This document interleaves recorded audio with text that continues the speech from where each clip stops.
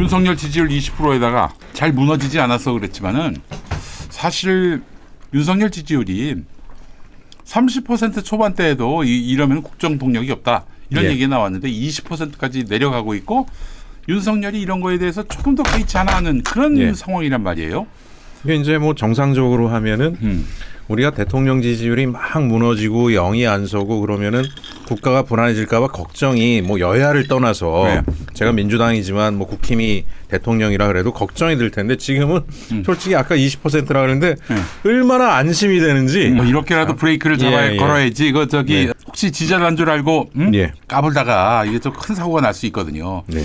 지금 사실 러시아하고 우리가 교역 상대국이고 그런데 러시아를 겨냥한 살상 무기를 보내겠다?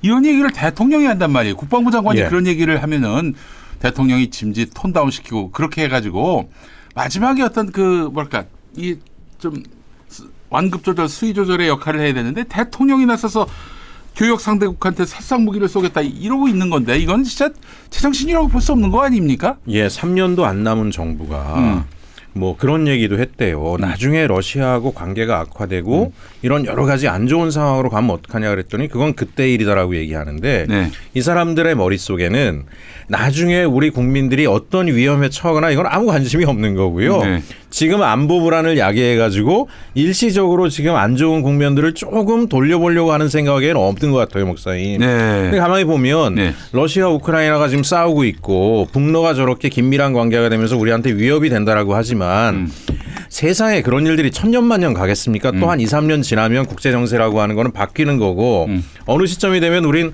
러시아든 중국이든 네. 남북관계 개선을 통해 가지고 또 경제적 관계들로 나가서 국민들이 많은 부를 축적하고 잘 살게 만들어야 되잖아요. 네네네. 그거를 다 차단해 버리는 건 정말 이게 도대체 저 사람들이 대한민국을 대표하는 정치인으로서의 자질이 있는가 네. 그런 생각이 듭니다. 네. 이게 사실 만약에 국정 수행 지지율이 높고 이런 가운데 이 윤석열 정권의 대북 적대 정책이 계속된다면 진짜 전쟁이 일어날지 모르겠어요. 근데 지금 북한이 전략적 예. 인내를 하고 있다라는 느낌이 드는 게 윤석열이가 뭐 얼마나 오래 가겠냐. 예. 이런 애한테 그 뭐 포를 쏘고 예. 교전을 하면은 예. 뭐 장래에 도움이 되지 못할 것 같다.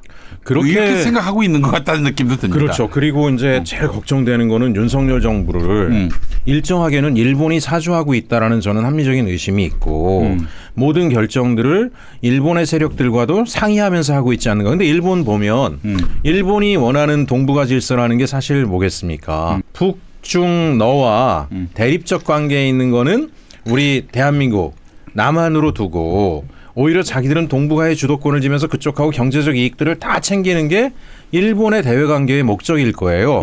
사실은 남북 관계가 이렇게 어려울 때 무슨 뭐 한일 관계를 통해 가지고 문제를 개선한다라고 얘기하지만 일본은 비공식적으로든 공식적으로든 계속 북한과도 접촉을 하고 있습니다. 그렇죠. 예. 관계의 주도권을 자기들이 가져가려고. 네. 이런 것들을 뻔히 보이는 상황에서 아마 목사님 말씀하신 것처럼 국정 지지도가 높았으면 그대로 일본이 원하는 대로 전면에서 칼 맞는 역할하고 모든 손실은 국민들의 몫으로 돌리는 그런 쪽으로 갔을 가능성이 대단히 높다라고 생각합니다. 그래서 지지율이 계속 빠지는 게 이 예. 나라를 살리는 길이다. 목사님 제가 오죽하면 오늘 보라색 넥타이를 하고 나왔는데요. 저는 예. 그런 안 믿지만 예. 윤석열, 김건희 비판하고 다니니까 예. 그 일본 귀신들 줄을 걸어서 괴롭힐 수 있으니까 귀신 쫓는 색이래요.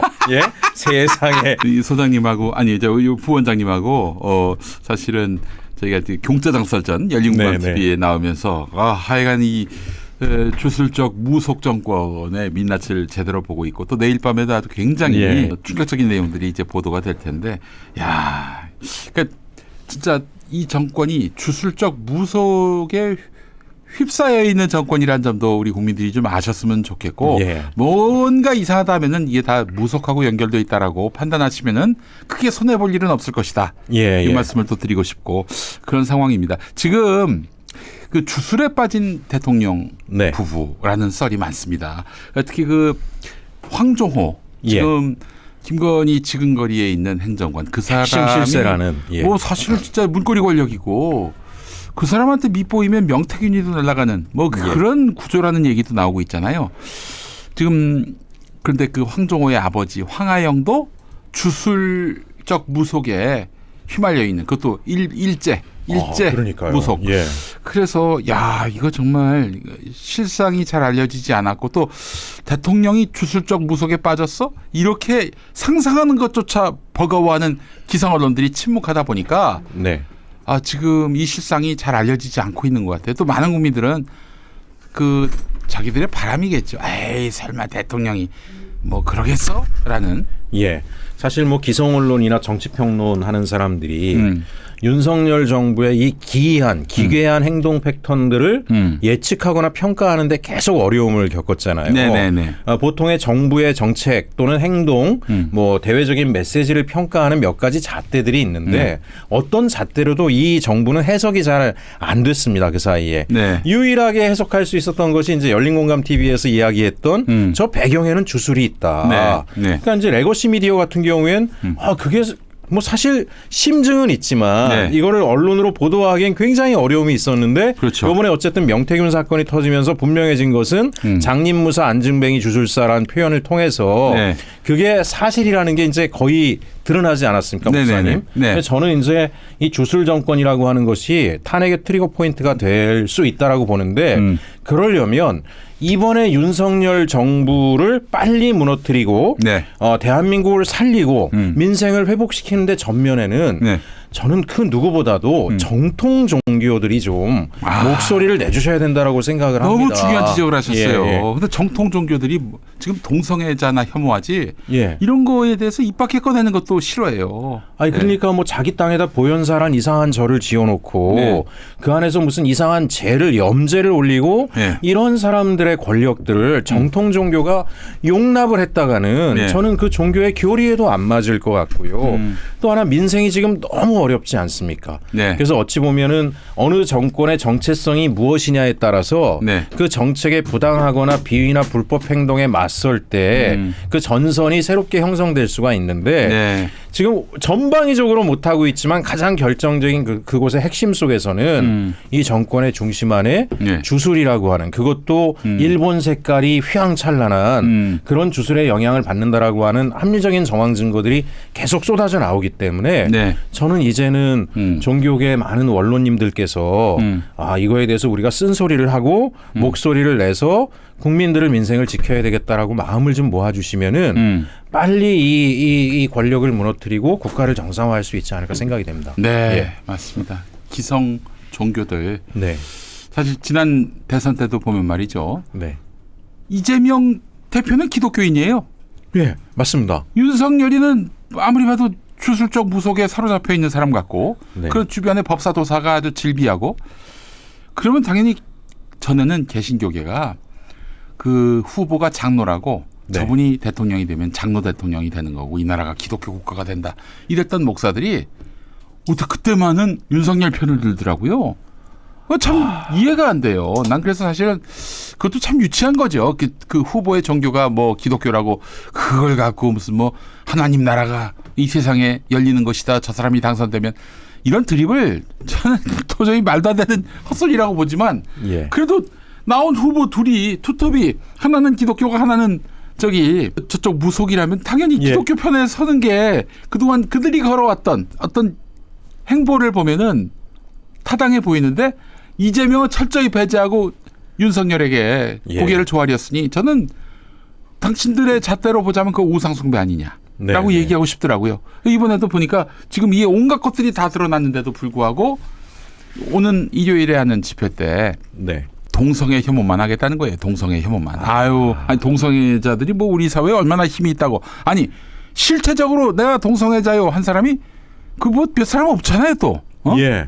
그 이제 저는 사실은 뭐 이제 선거 전에야 네. 뭐 본인의 종교가 뭐고 우린 종교의 자유의 국가니까. 그렇죠. 예. 뭐 윤석열 김건희 부부가 뭐 일본 종교를 몰래 가서 만났거나 그거 자체로도 사실 문제가 될 수 있지만 좋다 쳐요 목사님. 근데 제가 지금 문제 삼는 건 뭐냐면 국가 권력을 잡았을 때는 중심을 잡고 국가 경영을 해야 되는데 여전히 그 사람들의 영향력 속에서 놓여 있다라는 거잖아요. 의사결정이나 그리고 심지어 그 주변인들이 국정의 중심에 중심에 있는 대통령실의 인사로까지 들어와서 실세가 돼서 호가호위한다라고 하는 것은 이건 이미 선을 분명하게 넘어섰다라고 하는 거기 때문에 뭐 이제 기존의 정통 종교의 많은 원로분들이 보실 때 뭐 개인적인 뭐 선거 나왔는데 그런 뭐 과거 신념 정도는 내가 그냥 눈 감아줄 수 있어 하셨을 수 있어요. 그럴 목사들이 아니에요. 이분들은. 그러니까. 하지만 지금은 지금 분명히 다르다. 자신들의 잘못된 그런 그 종교관이나 주술관을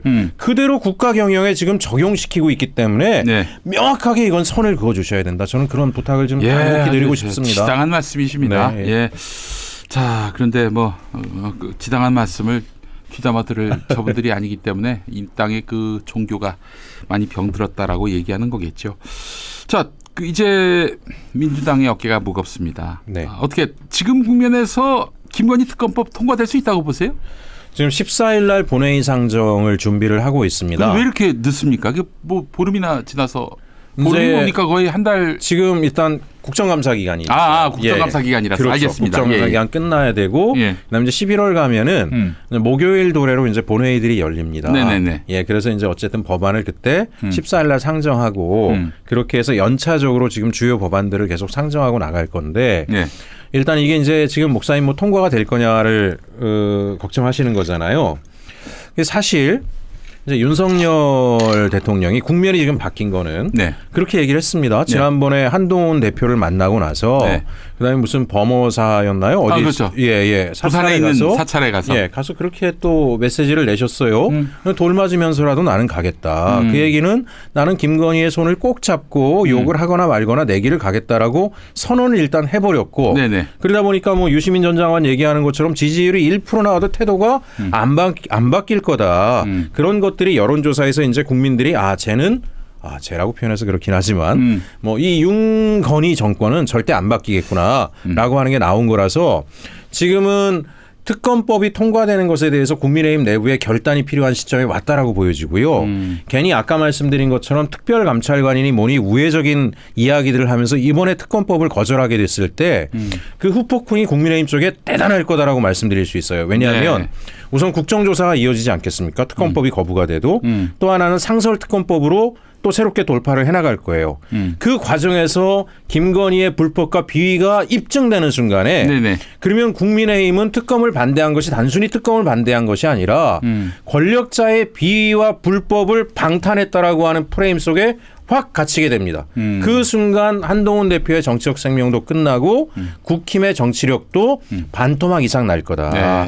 그래서 어쨌든지 간에 이번에는 특검법 통과에 본인들이 나서지 않으면 그거는 스스로 자멸하겠다라고 하는 걸 선언하는 수준이 되지 않을까 싶습니다. 특별감찰관 얘기 나오는 거 보니까 특검 대신에 그걸로 규명하자라는 이야기 그런 냄새를 지금 모락모락 피우고 있는 거죠. 뭐. 근데 특별감찰관도 못 받겠다는 거 아니에요? 그러면 특검으로 갈 수밖에 없지. 한동훈 맞습니다. 선택지가 하나밖에 없어요. 하나밖에 없습니다. 자, 만약에 11월 14일에 통과가 될 것이고 한 보름 사이에 어떻게든 그 거부권을 행사해야 이제 국회로 돌아오는 건데 그럼 12월 초쯤에 이제 이번 김건희 특검법 표결이 있겠군요. 표결이 있을 거고요. 그리고 11월 중에 큰 변화들이 또 있을 것 같은데 그 사이에 국민 여러분께서 이제 참을 만큼 참았다. 11월부터 본격적으로 아마 광장에 나오시려고 준비들을 하시는 것 같아요. 첫 번째 이제 추수가 끝났기 때문에 농민들도 이대로 갔다간 내가 그냥 길바닥에서 죽겠다. 고사되는 거예요? 고사. 그래서 제가 얼마 전에 어느 농민단체에 계신 분한테 얘기 들으니까 다들 트랙터 정비하고 있다 그러시는 거예요. 서울로 올라오려고? 서울로 트랙터 끌고 올라오시겠다고. 그 상황을 정말 직면에서 등 떠밀려서 무너지면서 특검을 통과시킬 거냐 아니면 단호하게 특검 처리하고 국민 앞에 사죄하고 보수개혁하겠다라고 나서느냐 지금 갈림의 길에 서 있고 선택의 시간이 그리 길지 않다. 국힘 같은 경우는 그렇게 생각을 합니다. 아니 그 국정조사도 하잖아요. 네, 그렇습니다. 국감 직후에. 그때 김건희의 그 주술적 무소권도 이게 사실 다른 여러 그 주가 조작은 공부를 해야 되잖아요. 근데 주술적 무속은 상식에서 이탈한 것이기 때문에 국정 운영을 무속으로 한다는 게 말이 됩니까? 이런 것들 민주당이 카드를 좀 많이 갖고 대응했으면 좋겠어요. 최근에 변화들이 좀 있는 것 같습니다. 목사님 뭐냐면 이제 이 정부가 네. 사실상 끝났다라고 생각하니까 네. 이 정부의 비위와 관련된 제보들이 네. 늘어나고 있어요. 아, 민주당 쪽으로. 예, 민주당 오. 쪽으로. 그래서 이번에 국정조사 때는 네. 국민 여러분들께서 그동안에 모르셨지만 정말 이 정부의 윤석열 김건희 정권의 민낯을 드러낼 수 있는 네. 그런 많은 자료들이 폭로될 것 같습니다. 그 국정감사 때는 사실은 그 피감기관에 대한 네. 조사다 보니까 다이렉트로 윤석열 김건희 권력에 대해서 문제 삼기가 좀 어려운 측면이 있어요. 사실 제한적이고. 예. 그런데 이번에 국정조사 때는 표적은 하나니까. 예, 맞습니다. 타겟은 하나니까 아마 아주 대단한 어떤 그 숨겨졌던 또 알려지지 않았던 사실들이 또 나오게 되고 이게 윤석열 정권에게 굉장히 압박이 될 것이고 그게 장외투쟁을 통해 또 새로운 동력을 만들어내면은 11월 한 달 동안 특검법 가결을 위해서 민주당이 총력을 기울이고 그렇게 해서 12월에 특검법 통과가 되게끔. 근데 특검법 통과가 되면은 네. 저는 이 염려를 해요. 윤석열이가 그런 말을 했거든요. 국민의힘 의원들이 지난번에 내가 거부해서 이제 결국에는 파기된 김건희 특검법 두 번째 이제 거부권 행사에 따른 그 최종적인 파기. 예.